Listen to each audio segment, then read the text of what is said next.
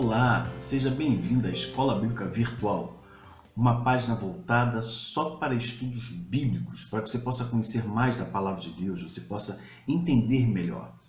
Se você quer conhecer mais, não quer perder os estudos, quer se aprofundar mais, então você esteja curtindo, esteja seguindo, acionando o sininho e compartilhando.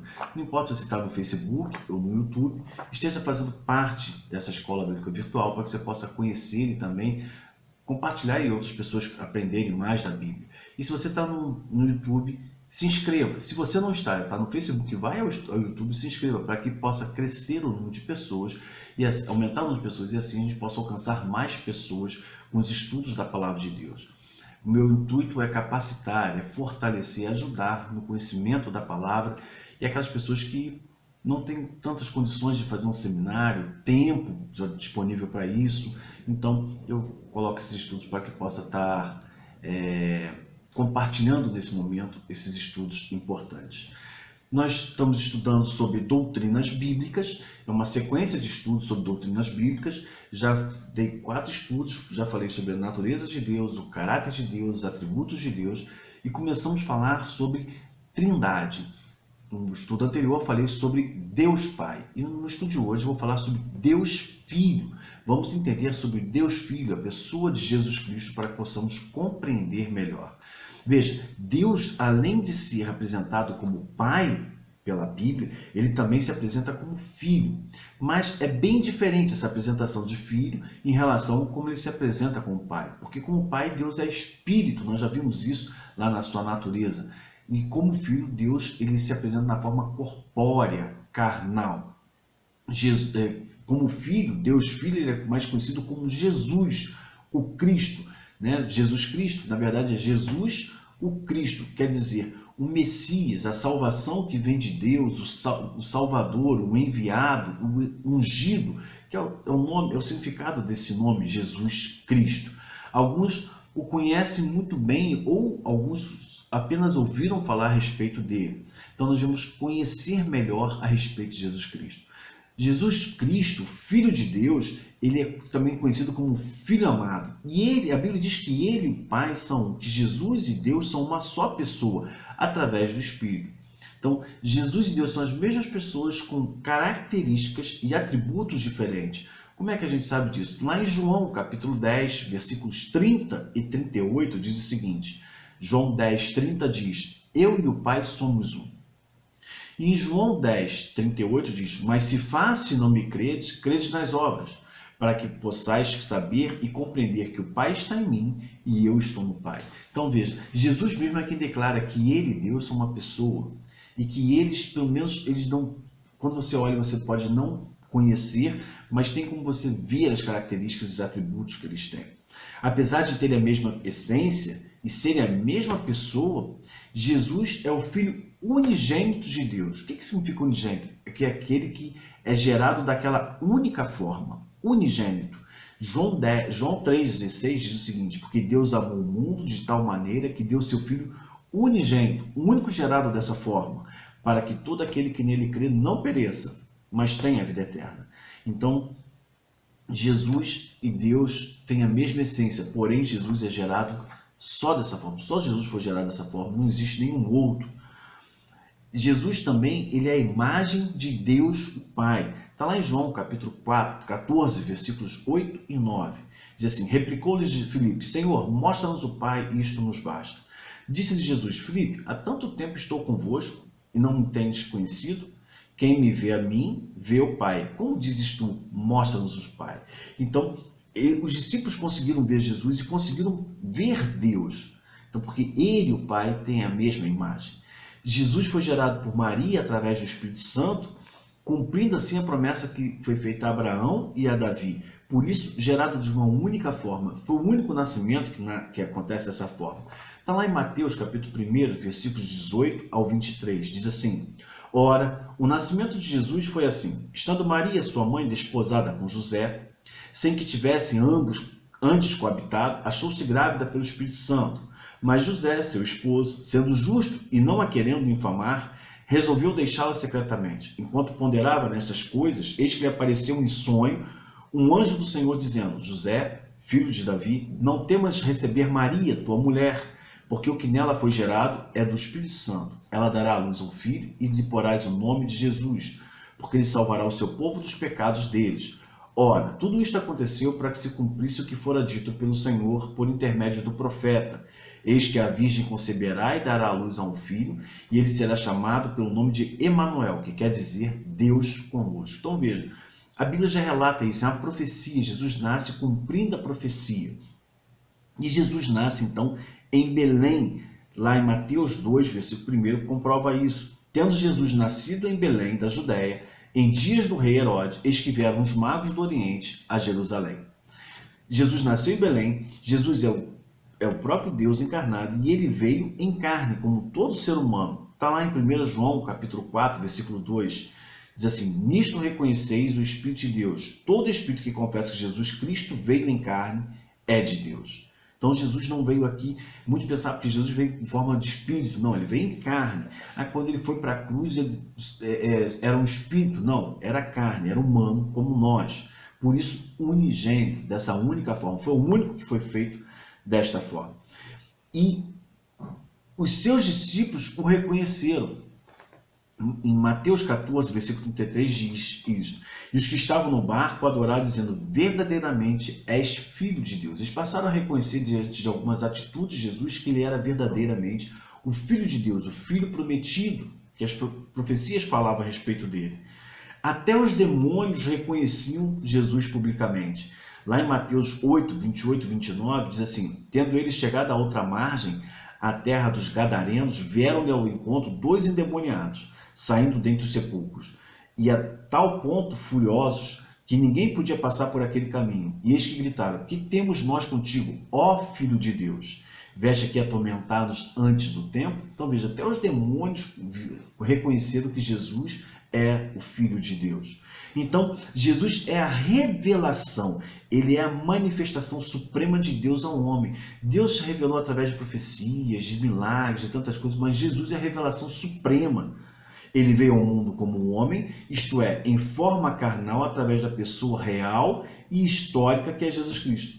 Sendo dessa forma, o verdadeiro Deus homem, o Deus encarnado. Como que Jesus pode ser comprovado historicamente? Bom, nós estamos no ano de 2020, 2020 anos depois que Cristo nasceu. Quando você assina um cheque, quando você pega o seu calendário, você está comprovando que Jesus veio ao mundo. Veja que coisa interessante. Você já pensou nisso? Todas as coisas foram criadas em Jesus, por Jesus e para Jesus. Está lá em João, capítulo 1, versículo 3. Diz: todas as coisas foram criadas por intermédio dele, e sem ele, nada do que foi feito se fez. Então, em Jesus, tudo foi feito por ele, porque ele e Deus são uma só pessoa. E o mais importante, todas as profecias se cumprem em Jesus. Em Lucas 24, 44, diz: a seguir, Jesus lhe disse: são estas palavras que eu vos falei, estando ainda convosco. Importava se cumprisse tudo o que de mim está escrito na lei de Moisés, nos profetas e nos salmos. Mas todas, mas não vai falta nenhuma falta, só que ele vai voltar, vai julgar o mundo e vai levar os seus para viver no paraíso eterno. Então, as profecias se cumpriram na pessoa de Jesus. Ele mesmo diz isso na lei de Moisés, nos profetas e nos salmos. Em Jesus, todas as profecias estão demonstrando como os profetas estavam apontando para o seu nascimento. E nós devemos reconhecer isso e entender que essas profecias são importantes para reconhecermos a salvação que é em Cristo Jesus e assim nos tornarmos filhos de Deus, para Deus Pai, como vimos no outro estudo. Mas vamos continuar aqui com Jesus, Deus Filho, na segunda pessoa da Trindade. Por isso Jesus errou e cumpriu plenamente as leis divinas. Muitos falam que Jesus acabou, com Jesus acabaram as leis. Não, Mateus 5,17 diz o seguinte: não penseis que vim revogar a lei ou os profetas. Não vim revogar, vim dar-lhe pleno cumprimento. Ou em algumas versões diz: vim para cumprir. Então Jesus não veio acabar, ele veio cumprir. Entretanto, Jesus também era homem, por isso ele tinha os mesmos sintomas e sentimentos e tudo que nós temos, porque ele é carnal e humano como nós.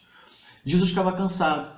Em João capítulo 4, versículo 6 a 8, diz: estava ali a fonte de Jacó, cansado da viagem, assentara-se Jesus junto à fonte.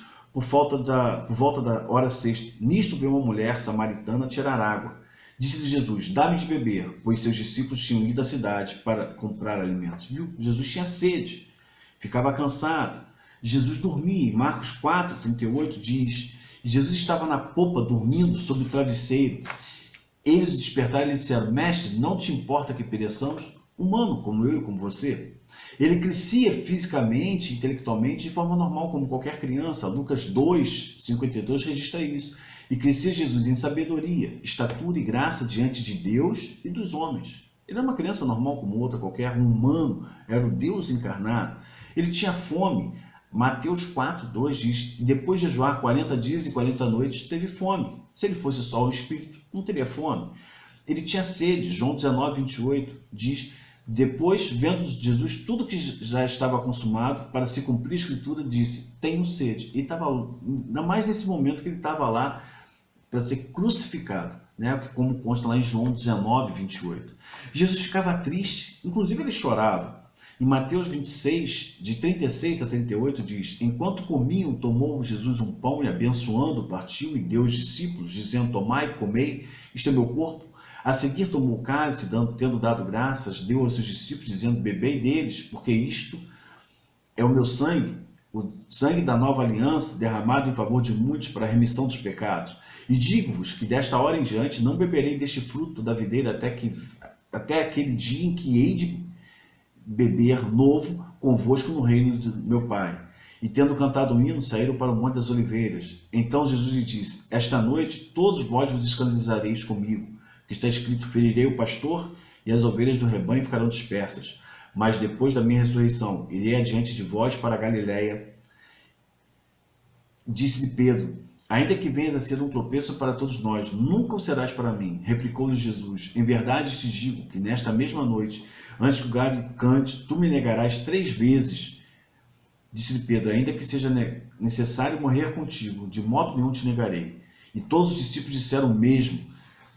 Em seguida, foi Jesus com eles a um lugar chamado Getsêmani e disse a seus discípulos: assentai-vos aqui enquanto eu vou ali orar. Levando consigo a Pedro e os 2 filhos de Zebedeu, começou a entristecer-se e a angustiar-se. Então lhes disse: a minha alma está profundamente triste até a morte.